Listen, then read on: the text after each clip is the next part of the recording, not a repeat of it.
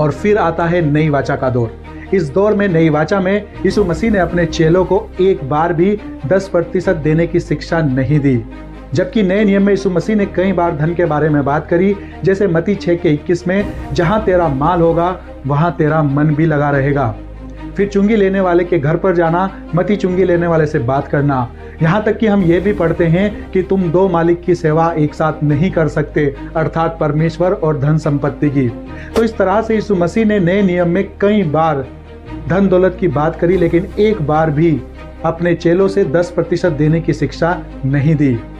इसकी मेन वजह यह थी कि यीशु मसीह जानते थे कि फ्यूचर में मंदिर ही नहीं रहेगा, और इसलिए यीशु मसीह ने कहा था मरकुस 13:2 में, यहाँ पर पत्थर बाकी नहीं रहेगा, और आज आपके सामने है। तो जब मंदिर ही नहीं है तो पुरानी वाचा की आज्ञा की कोई सेंस ही नहीं बनती। लेवियों के पास अपना कोई कारोबार नहीं था, इसलिए परमेश्वर ने इजराइल जाति को यह आज्ञा दी थी कि वे लेवियों को अपनी फसल से 10% दे।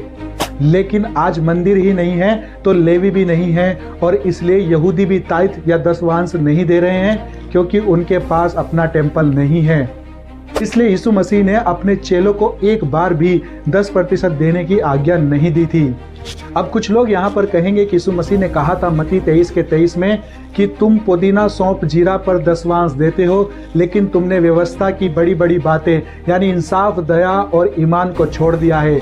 लाजमी था कि तुम वो भी करते रहते और ये भी ना छोड़ते। यहाँ पर यीशु मसीह ने याजकों और फरीसों से ये बातें कही थी, ना कि वे अपने चेलों को सिखा रहे थे कि तुम वे भी ना छोड़ते और ये भी करते रहते।